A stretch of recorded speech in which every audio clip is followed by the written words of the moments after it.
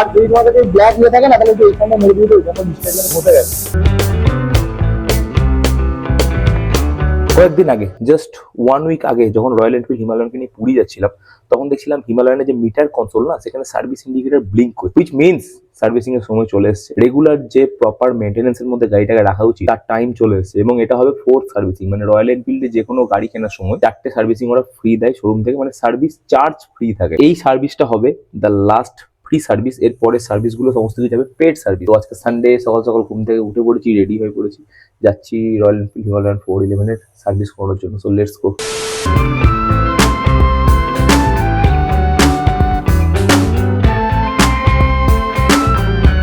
128 kilometre চলে গেছে result, যে সার্ভিস ইন্ডিকেটর ব্লিঙ্ক করছে। এইটা আমার বাড়ি শ্রীরামপুরের কাছাকাছি রয়্যাল এনফিল্ড শোরুম আছে, বাট সার্ভিস করাতে যাবো বেগমপুরে। প্রথমে মিট করবো সৌরভের সাথে। সানি ডে, সানি স্কাই, এরকম ওয়েদার কিন্তু আমার খুব পছন্দের। আমার ওই মেঘলা হিউমিড ওয়েদার একদম ভালো লাগে না। আমার বাড়ি থেকে বেগমপুরের ডিস্টেন্স মোটামুটি 10 কিলোমিটার মতো। যেতে টাইম লাগবে অ্যারাউন্ড 20 to 25 মিনিট। আমি একটা পার্টস দিয়েছি অর্ডার, এইটা দেখছি মালটা এসছে কিনা। যে পার্টসটার কথা বলছিলাম সৌরভকে, ওই পার্টসটা হচ্ছে আমার যে গাড়ির হিমালয়ানের পেছনের পিলিয়ান ফুটরেস্ট। যখন পুরী গেছিলাম না, পুরীর স্বর্গদ্বার থেকে আমি আসছিলাম লাইট হাউসের দিকে, সেখানে ভাবো আমি এরকম স্ট্রেট যাচ্ছি, এই সামনে দিয়ে একটা গাড়ি ক্রস করছে, রাস্তাটা ক্রস করছে। গাড়িটার সামনে একটু স্পেস আছে, আমি ভাবলাম ওই স্পেস দিয়ে বেরিয়ে যাবো। কিন্তু যখন বেরোতে যাবো, তখন গাড়িটার কি মনে হলো, হঠাৎ করে আরেকটু সামনের দিকে এগিয়ে গেল। দ্যাটস ওয়াই যেটা হলো, আমার যে গাড়ির পেছনের ফুটরেস্টটা, পিলিয়ান ফুটরেস্টটা, সেটা ওই গাড়ির বাম্পারে লাগলো এবং ওই গাড়ির বাম্পারটাকে পুরো খুলে বাইরে বার করে দিল, এবং সঙ্গে সঙ্গে আমার পিলিয়ান ফুটরেস্টটাও ভেঙে গেল। অর্ডার দিয়েছি Shrirampur KGN Automobiles Royal Enfield শোরুমে। তো দেখি এসছে কিনা, একবার ওটা খোঁজ করে নি। সার্ভিসিং এর ভিড় কম আজকে অনেক। আরে তোকে যেটা বলছিলাম না, ওইটাই ভেঙে গেছে, এইখানটাই ভেঙে গেছে। এখানটা লেগেছে গাড়ির একটা বাম্পারে,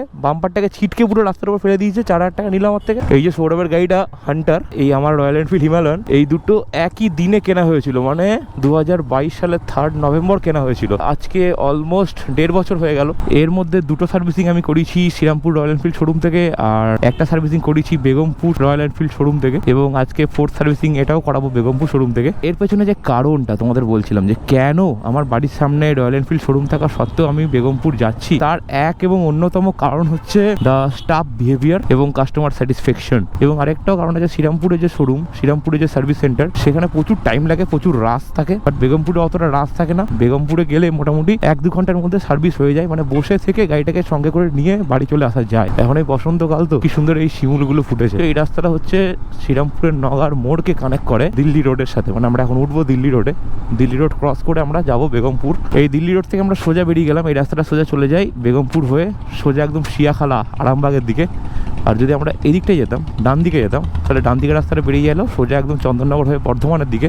এবং যদি আমরা এদিকটাই যেতাম, মানে বাঁ দিকে, তাহলে আমরা পৌঁছে যেতাম ডানকুনি হয়ে সোজা কলকাতার দিকে। বেগমপুর যাওয়ার রাস্তাটা মাঝে মাঝে একটু খারাপ আছে, প্লাস রাস্তাটা হচ্ছে ডবল লেন, মানে ওদিক থেকেও গাড়ি আসছে, এই দিক থেকেও আমরা যাচ্ছি। ধীরে ধীরে যেতে হবে, ধীরে ধীরে। পেছনে যদি পিলিয়ান ফুটরেস্টটা পাওয়া যেত, তাহলে একসাথে আজকে ফিটিংসও হয়ে যেত, প্লাস সার্ভিসিংও হয়ে যেত। এখনো পর্যন্ত ওদের কাছে স্টক আসেনি, স্টক এলে আলাদা করে একদিন আসতে হবে ওটাকে লাগানোর জন্য। গাছগুলো কিরকম রাস্তার উপরে বেড়ে এসছে, মানে পুরো এরকম ভাবে হেলে গেছে গাছগুলো। গাছের গোড়াটা আছে এদিকে, বাট গাছের বডিটা আছে পুরো রাস্তার ওপর। ডিফারেন্ট পার্সনের কাছে কিন্তু ডিফারেন্ট মতবাদ আছে রাইডিং নিয়ে। What is riding according to you? এই কোশ্চেনটা যদি সবাইকে করা হয়, এক একজন এক এক রকম ভাবে উত্তর দেবে। আমার কাছে অ্যাকচুয়ালি রাইডিং মানে শুধু একটা ডেস্টিনেশনে পৌঁছানো নয়। আমার কাছে রাইডিং মানে আশপাশে যা যা আছে, গাছপালা, পশু পাখি, মানুষজন, সবাইকে দেখতে দেখতে যাওয়া এবং সবার সাথে কমিউনিকেট করতে করতে যাওয়া। অনেকে আছে এরকম যে তারা রাইডিং মানে শুধু চালিয়েই যায়, গাড়ি চালিয়ে যায় এবং যত স্পিডের সম্ভব, যত তাড়াতাড়ি সম্ভব গাড়ি চালায়। যেটা প্রবলেম, সেটা হচ্ছে গাড়িটাই তো তেল ভরানো হলো না। যদি মাঝপথে গাড়ি বন্ধ হয়ে যায়, তো I will be in big trouble. দেখা যাক কি হয়। এখানে কোনো পেট্রোল পাম্পও দেখতে পাচ্ছি না, পুরো লরির জ্যাম হয়ে রয়েছে। টোটোগুলো যদি না থাকতো, তাহলে এই 4 হুইলারটা বেরোতে পারতো। ট্রাফিকে যখন হিমালয়ানকে চালানো হয়, তখন বুঝতে পারা যায় যে হিমালয়ানের যে ক্লাচ, সেটা কতটা হার্ড। ক্লাচ টানতে টানতে ট্রাফিকে বা এরকম ভিড়ে হাতের ব্যায়াম হয়ে যায়।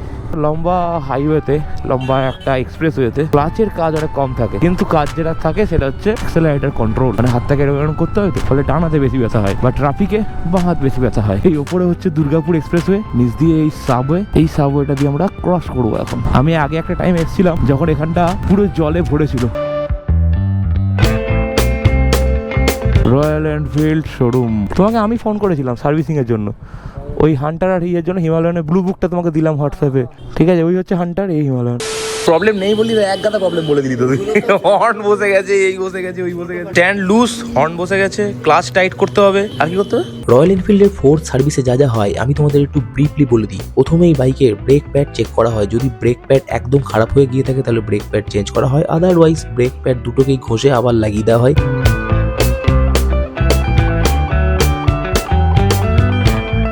সাউন্ডটা ঠিকঠাক লাগছে না, সাউন্ডটা চেক করে রিফাইন সাউন্ড হবে একটু, এখন একটুখানি দেওয়াটা অদ্ভুত ক্যাশ করে সাউন্ড, যেটা চেঞ্জ পকেটের জন্য হতে পারে। আর যদি তোমাদের যদি ব্ল্যাক হয়ে থাকে না তাহলে একটু এইখানটা মেরে দিতে যখন ডিসপ্লেসমেন্ট হতে গেছে, দেখবে ব্ল্যাক মার্ডারই থাকে। ফার্স্ট সার্ভিস আর থার্ড সার্ভিসটা বড় সার্ভিস। এছাড়াও বাইকের সমস্ত নাটস অ্যান্ড বোল্ট চেক করা হয়, যদি এনি নাটস অ্যান্ড বোল্ট স্টিলে থাকে সেগুলোকে টাইটেন আপ করা হয়। বাইকের চেন চেক করা হয়, যদি চেন লুজেন আপ থাকে তাহলে চেন টাইট করা হয়, যদি ক্লাচ লুজেন আপ থাকে তাহলে ক্লাচ লিভারও টাইট করা হয়। বাইকের এয়ার ফিল্টার ক্লিন করা হয়, বাইকের ইঞ্জিন অয়েল টপ আপ করা হয়, বাইকে যদি ব্রেক অয়েল কমে গিয়ে থাকে তাহলে ব্রেক অয়েলও আবার রিফিল করে দেওয়া হয়, বাইকের চেন ক্লিন, চেন লিউপ করা হয় এবং অবশ্যই বাইকটাকে প্রপারলি খুব সুন্দরভাবে ধুয়ে নতুনের মতো কাস্টমারদের হাতে প্রেজেন্ট করা হয়। এই সমস্ত গেল বেসিক যে মেনটেন্যান্স বাইকের করা হয় রয়্যাল এনফিল্ডের ফোর্থ সার্ভিসে, সে সমস্ত কিছু। এছাড়াও যদি কোনো পার্টিকুলার ইস্যু বা পার্টিকুলার প্রবলেম তোমরা তোমাদের বাইকে ফেস করো, সেগুলো যদি সেলস পার্সনকে বলো বা যারা সার্ভিস করে সেই সার্ভিস পার্সনকে বলো, তাহলে অবশ্যই তারা সেদিকে নজর দেবে এবং সেই সমস্যার সমাধানের চেষ্টা করবে।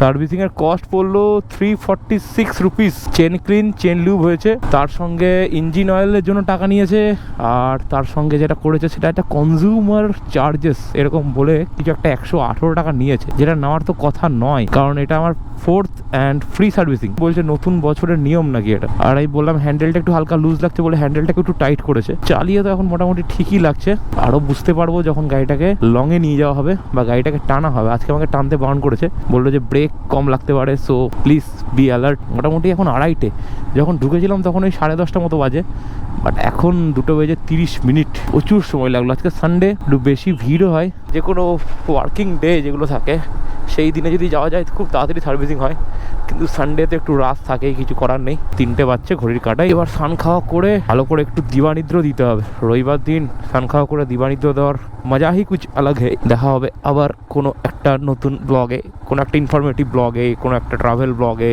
বা হতে পারে কোনো একটা নর্মাল ডেইলি লাইফস্টাইল ব্লগে। খুব ভালো দেখো, stay fit, stay happy, be healthy and be unplanned always. Bye guys, tata.